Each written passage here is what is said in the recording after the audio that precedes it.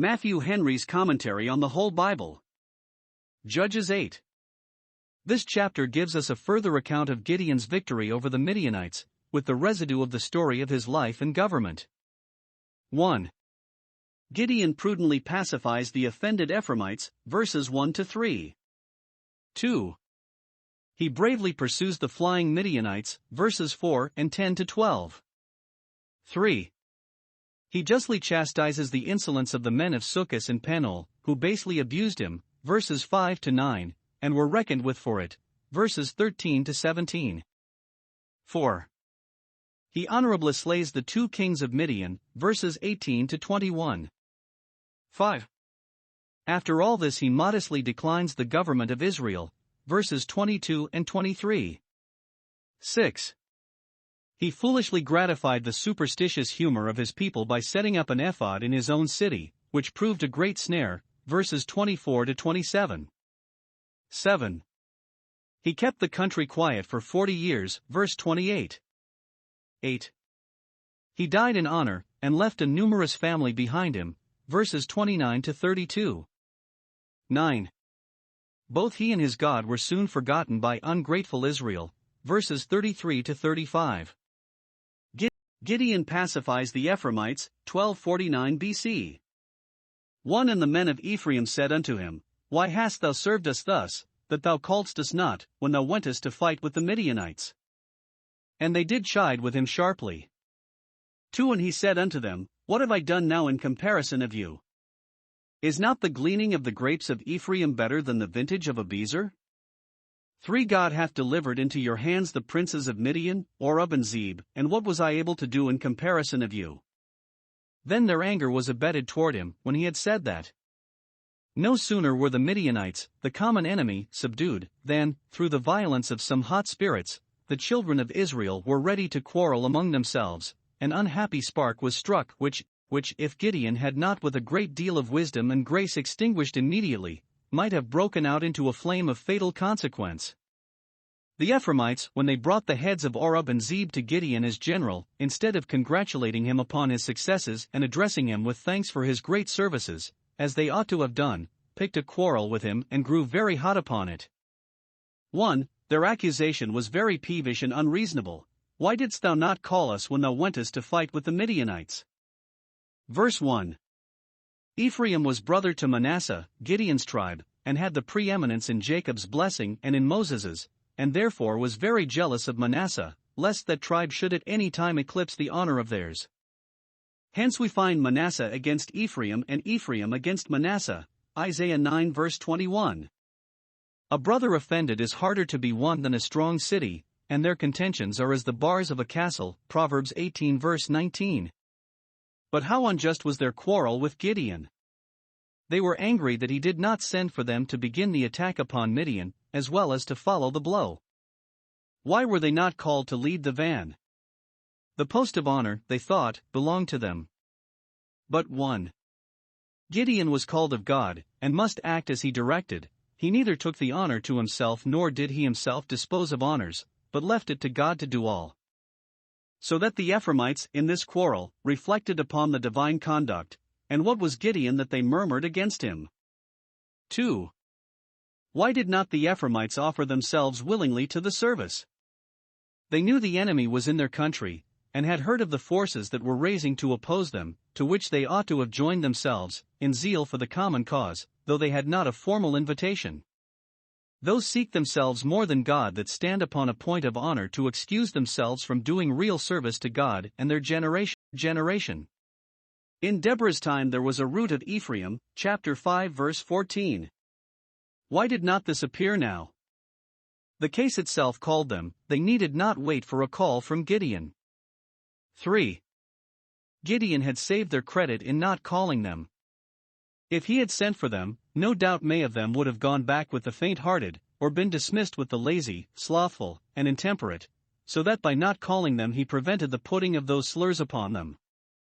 Cowards will seem valiant when the danger is over, but those consult their reputation who try not their courage when danger is near. 2. Gideon's answer was very calm and peaceable, and was intended not so much to justify himself as to please and pacify them, verses 2 and 3. He answers them, 1. With a great deal of meekness and temper. He did not resent the affront, nor answer anger with anger, but mildly reasoned the case with them, and he won his true honor by this command which he had over his own passion as by his victory over the Midianites. He that is slow to anger is better than the mighty. 2. With a great deal of modesty and humility, magnifying their performances above his own, is not the gleaning of the grapes of Ephraim, who picked up the stragglers of the enemy, and cut off those of them that escaped, better than the vintage of Abiezer, a greater honor to them, and better service to the country, than the first attack Gideon made upon them. The destruction of the church's enemies is compared to a vintage, Revelation 14 verse 18. In this he owns their gleanings better than his gatherings. The improving of a victory is often more honorable, and of greater consequence, than the winning of it.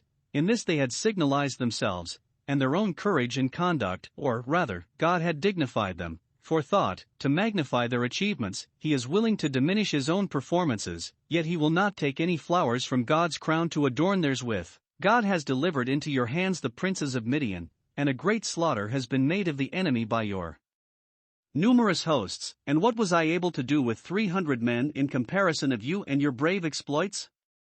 Gideon stands here a very great example of self-denial, and this instance shows us 1. That humility of deportment is the best way to remove envy. It is true even right works are often envied, Ecclesiastes 4 verse 4. Yet they are not so apt to be so when those who do them appear not to be proud of them. Those are malignant indeed who seek to cast down from their excellency those that humble and abase themselves too. It is likewise the surest method of ending strife, for only by pride comes contention, Proverbs 13 verse 10. 3. Humility is most amiable and admirable in the midst of great attainments and advancements. Gideon's conquests did greatly set off his condescensions. 4. It is the proper act of humility to esteem others better than ourselves, and in honor to prefer one another. Now what was the issue of this controversy? The Ephraimites had chidden with him sharply, verse 1, forgetting the respect due to their general and one whom God had honored, and giving vent to their passion in a very indecent liberty of speech, a certain sign of a weak and indefensible cause. Reason runs low when the chiding flies high. But Gideon's soft answer turned away their wrath, Proverbs 15 verse 1. Their anger was abated towards him, verse 3. It is intimated that they retained some resentment, but he prudently overlooked it, and let it cool by degrees. Very great and good men must expect to have their patience tried by the unkindnesses and follies even of those they serve, and must not think it strange. Gideon pursues the Midianites, 1249 BC. For and Gideon came to Jordan and passed over, he, and the 300 men that were with him, faint, yet pursuing them. 5 And he said unto the men of Succos, Give, I pray you, loaves of bread unto the people that follow me, for they be faint, and I am pursuing after Zebah and Zalmunna, kings of Midian.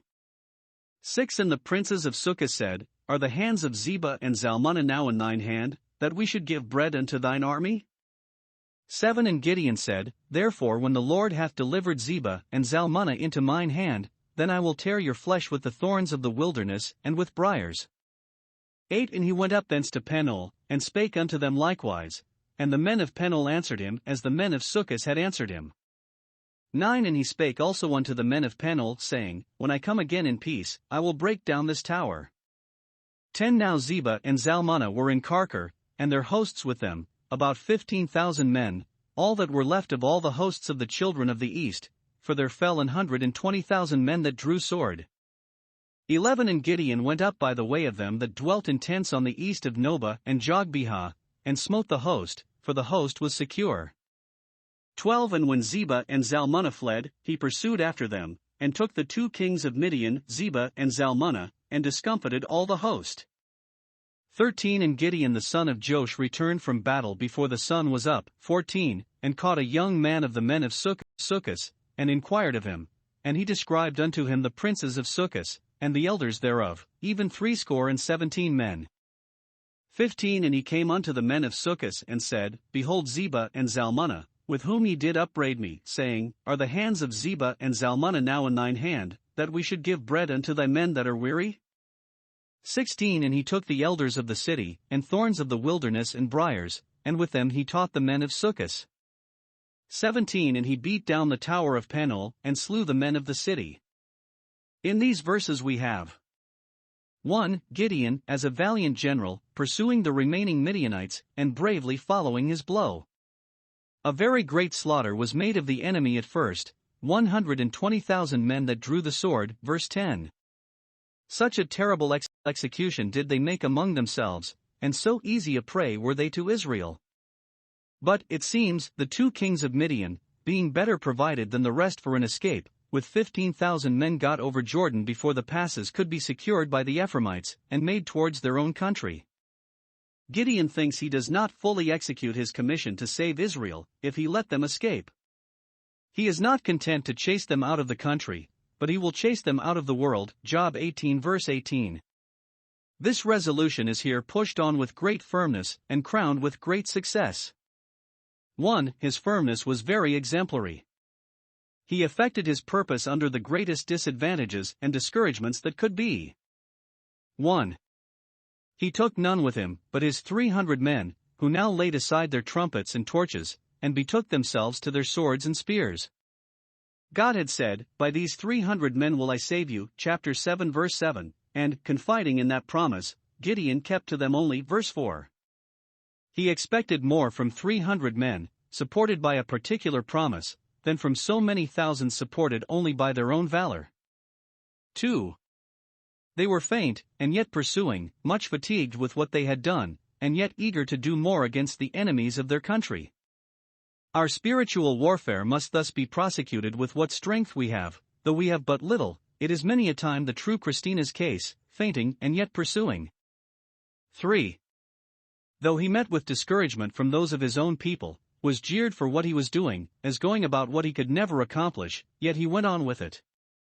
If those that should be our helpers in the way of our duty prove hindrances to us, let not this drive us off from it.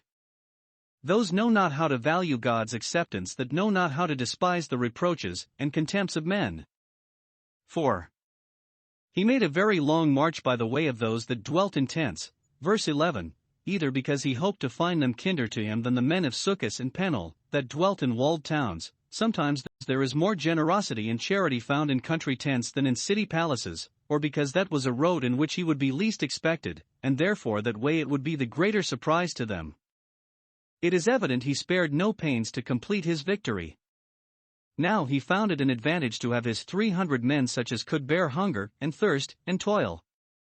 It should seem he set upon the enemy by night, as he had done before, for the host was secure.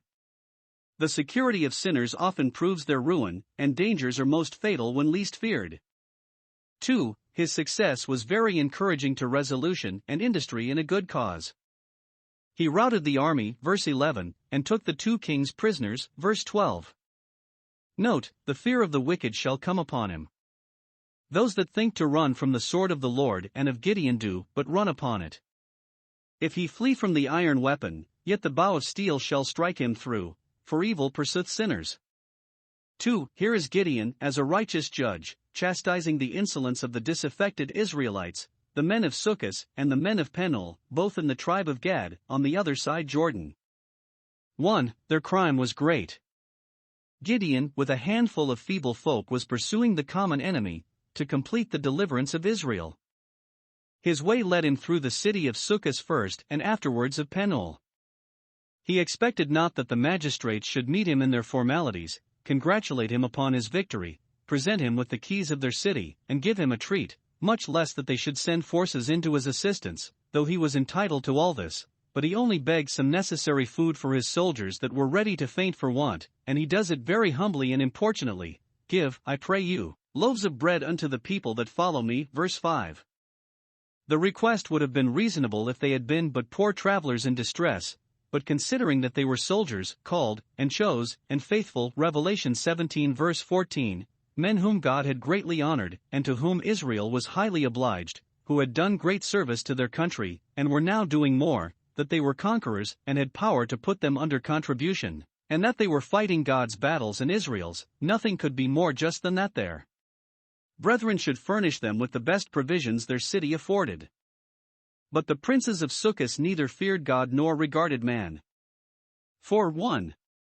In contempt of God, they refused to answer the just demands of him whom God had raised up to save them, affronted him, bantered him, despised the success he had already been honored with, despaired of the success of his present undertaking, did what they could to discourage him in prosecuting the war, and were very willing to believe that the remaining forces of Midian, which they had now seen march through their country, would be too hard for him.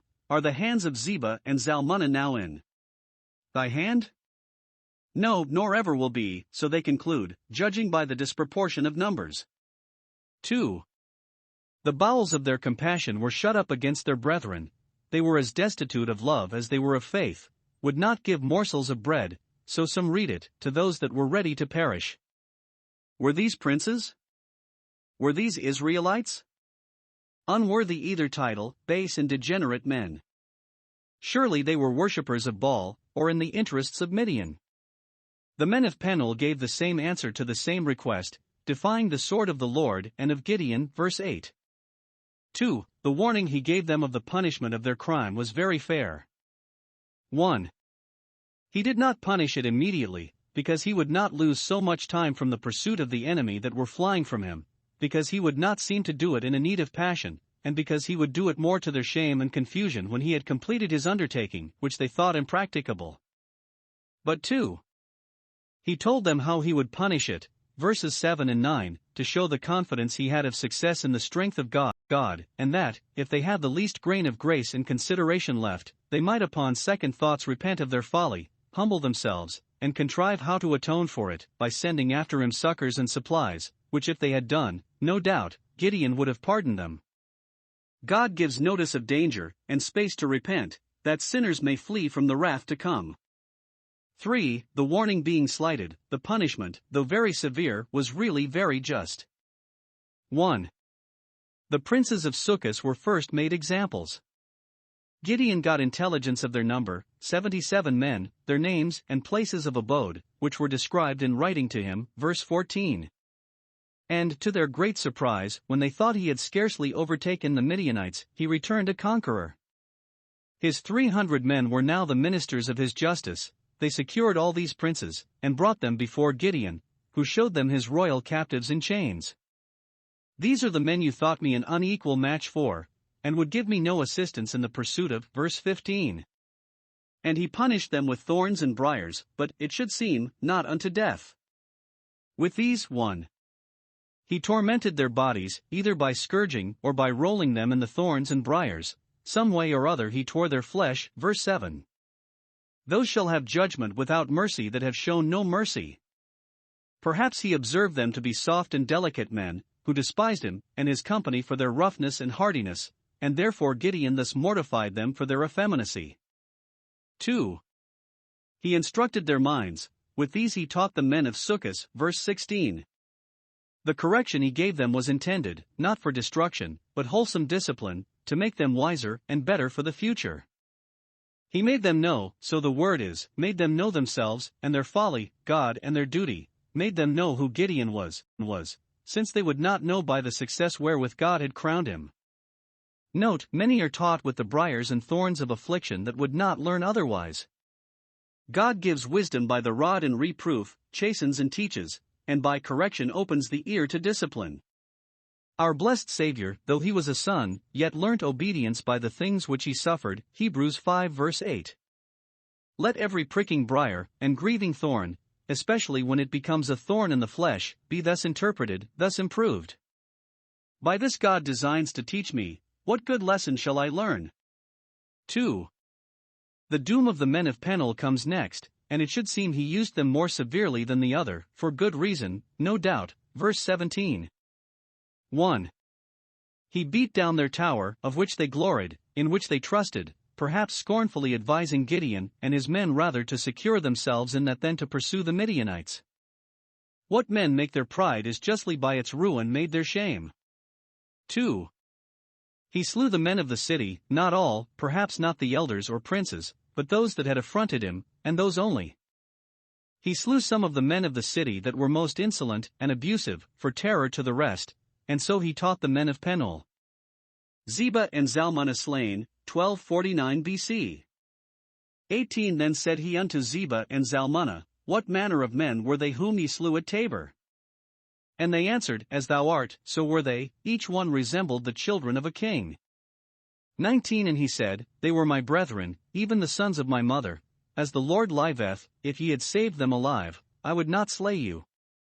20 And he said unto Jether his firstborn, Up, and slay them.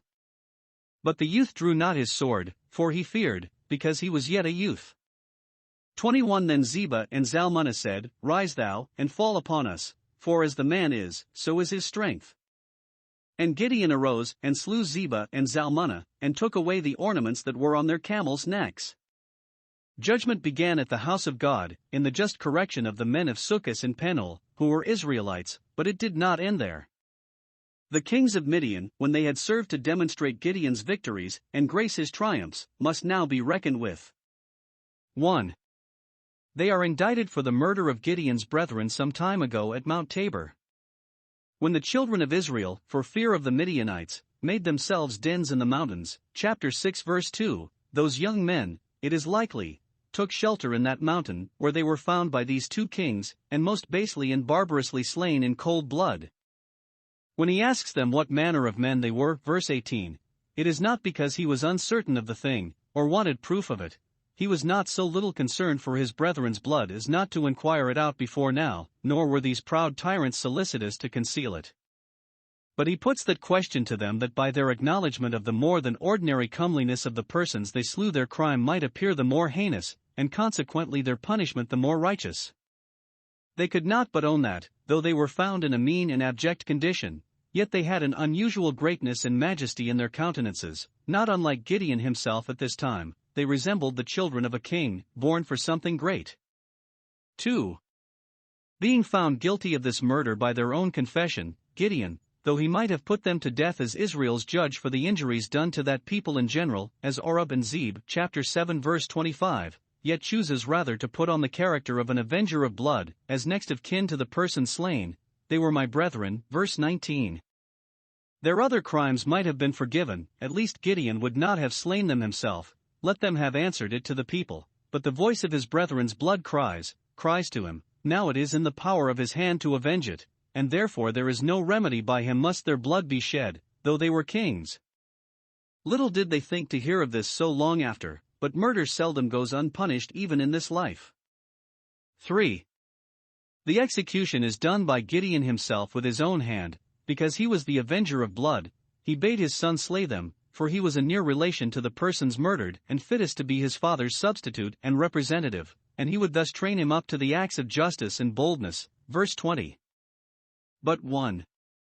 The young man himself desired to be excused, he feared, though they were bound, and could make no resistance, because he was yet a youth, and not used to such work. Courage does not always run in the blood. 2. The prisoners themselves desired that Gideon would excuse it. Verse 21, begged that, if they must die, they might die by his own hand, which would be somewhat more honorable to them, and more easy, for by his great strength they would sooner be dispatched and rid out of their pain. As is the man, so is his strength.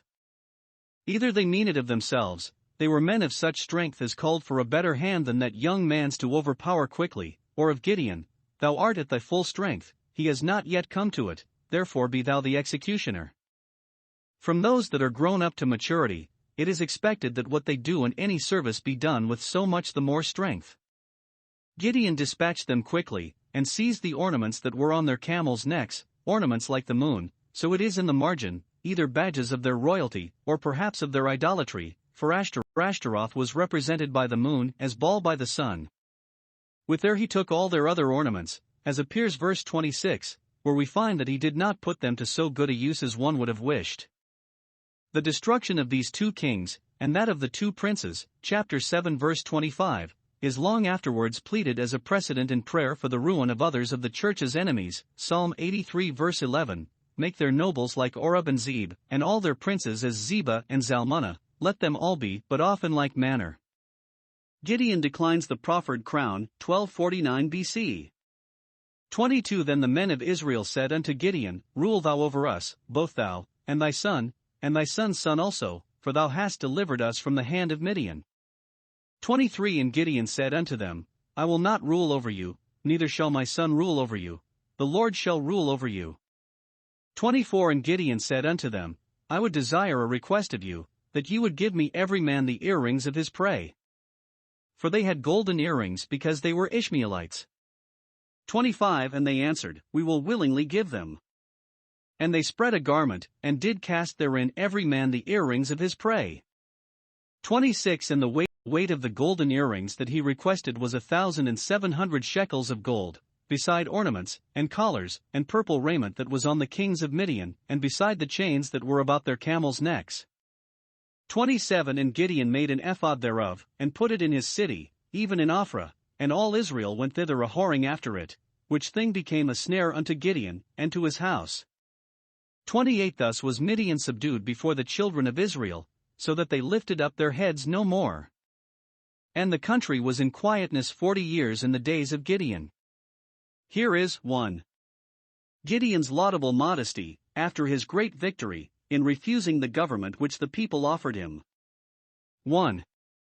It was honest in them to offer it, Rule thou over us, for thou hast delivered us. Verse 22. They thought it very reasonable that he who had gone through the toils and perils of their deliverance should enjoy the honor and power of commanding them ever afterwards, and very desirable that he who in this great and critical juncture had had such manifest tokens of God's presence with him should ever afterwards preside in their affairs. Let us apply it to the Lord Jesus. He hath delivered us out of the hands of our enemies, our spiritual enemies, the worst and most dangerous, and therefore it is fit he should rule over us, for how can we be better ruled than by one that appears to have so great an interest in heaven and so great a kindness for this earth? We are delivered that we may serve him without fear. Luke 1 verses 74 and 75. 2. It was honorable in him to refuse it. I will not rule over you. Verse 23. What he did was with a design to serve them, not to rule them, to make them safe, easy, and happy, not to make himself great or honorable. And, as he was not ambitious of grandeur himself, so he did not covet to entail it upon his family.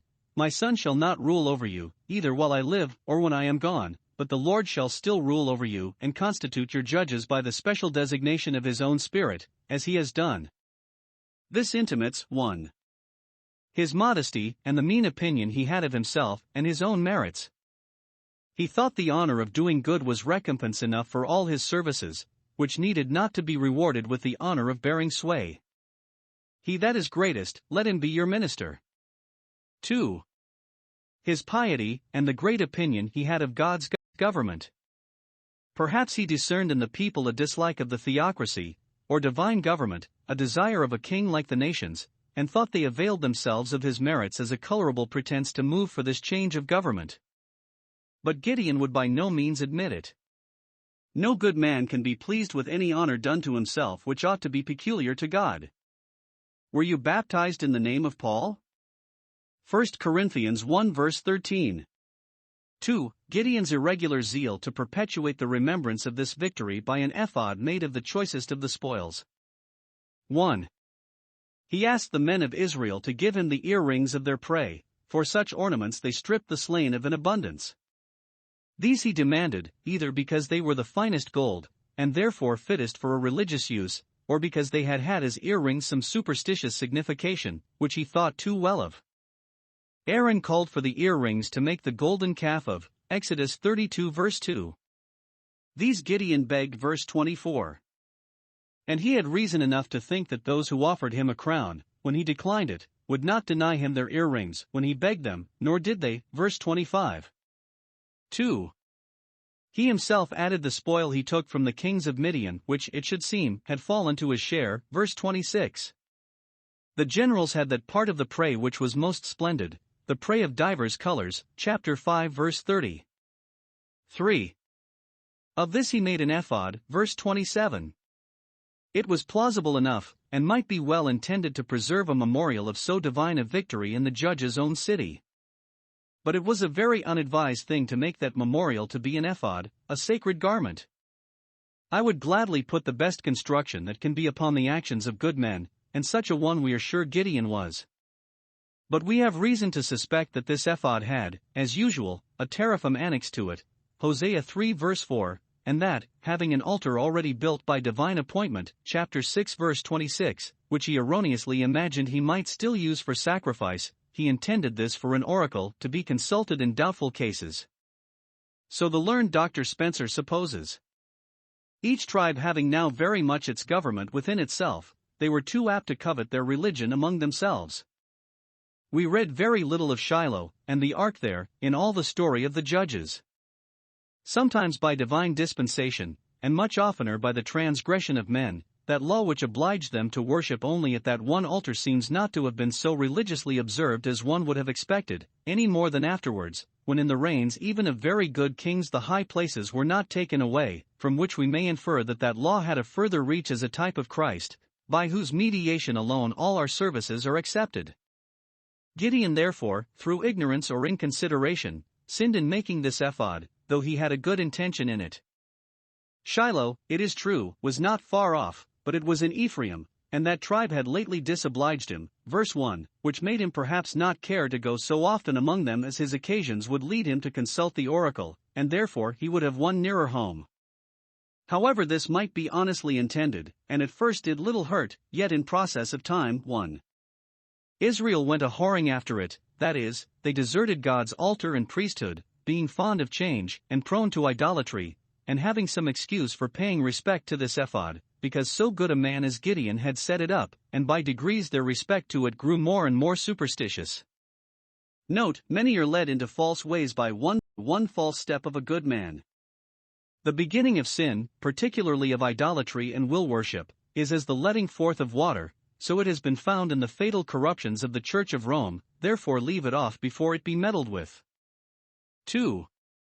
It became a snare to Gideon himself, abating his zeal for the house of God in his old age, and much more to his house, who were drawn by it into sin, and it proved the ruin of the family. 3. Gideon's happy agency for the repose of Israel, verse 28. The Midianites that had been so vexatious gave them no more disturbance. Gideon, though he would not assume the honor and power of a king, governed as a judge, and did all the good offices he could for his people, so that the country was in quietness 40 years. Hitherto the times of Israel had been reckoned by 40s. Othniel judged 40 years, Ehud 80 just 2 40s, Barak 40, and now Gideon 40, Providence so ordering it to bring in mind the 40 years of their wandering in the wilderness. 40 years long was I grieved with this generation. And see Ezekiel 4 verse 6. After these, Eli ruled 40 years, 1 Samuel 4 verse 18, Samuel and Saul 40, Acts 13 verse 21, David 40 and Solomon 40. 40 years is about an age. Israel's return to idolatry, 1249 BC. 29 And Jerubbaal the son of Joash went and dwelt in his own house. 30 And Gideon had 70 sons of his body begotten, for he had many wives. 31 And his concubine that was in Shechem, she also bare him a son, whose name he called Abimelech. 32 And Gideon the son of Joash died in a good old age, and was buried in the sepulchre of Joash his father, in Ophrah of the Abiezrites. 33 And it came to pass, as soon as Gideon was dead, that the children of Israel turned again, and went a whoring after Baalim, and made Baalberith their god. 34 And the children of Israel remembered not the Lord their God, who had delivered them out of the hands of all their enemies on every side. 35 Neither showed they kindness to the house of Jerubbaal, namely, Gideon, according to all the goodness which he had showed unto Israel. We have here the conclusion of the story of Gideon. 1. He lived privately, verse 29. He was not puffed up with his great honors, did not covet a palace or castle to dwell in, but retired to the house he had lived in before his elevation. Thus that brave Roman who was called from the plough upon a sudden occasion to command the army when the action was over returned to his plough again. 2. His family was multiplied. He had many wives, therein he transgressed the law, by them he had 70 sons, verse 30, but by a concubine he had one whom he named Abimelech, which signifies, my father a king, that proved the ruin of his family, verse 31. 3. He died in honor, in a good old age, when he had lived as long as he was capable of serving God in his country, and who would desire to live any longer? And he was buried in the sepulchre of his fathers. 4. After his death the people corrupted themselves, and went all to naught. As soon as ever Gideon was dead, who had kept them close to the worship of the God of Israel, they found themselves under no restraint, and then they went a-whoring after Baalim, verse 33. They went a-whoring first after another ephod, verse 27, for which irregularity Gideon had himself given them too much occasion, and now they went a-whoring after another god. False worships made way for false deities. They now chose a new god, chapter 5 verse 8, a god of a new name, Baal-berith, a goddess, say some, Berith, some think, was Berytus, the place where the Phoenicians worshipped this idol. The name signifies the Lord of a covenant. Perhaps he was so called because his worshippers joined themselves by covenant to him, in imitation of Israel's covenanting with God, for the devil is God's ape. In this revolt of Israel to idolatry they showed 1. Great ingratitude to God, verse 34. They remembered not the Lord, not only who had delivered them into the hands of their enemies, to punish them for their idolatry, but who had also delivered them out of the hands of their enemies, to invite them back again into his service. Both the judgments and the mercies were forgotten, and the impressions of them lost. 2. Great ingratitude to Gideon, verse 35. A great deal of goodness he had shown unto Israel, as a father to his country, for which they ought to have been kind to his family when he was gone, for that is one way by which we ought to show ourselves grateful to our friends and benefactors, and may be returning their kindnesses when they are in their graves. But Israel showed not this kindness to Gideon's family, as we shall find in the next chapter. No wonder if those who forget their God forget their friends.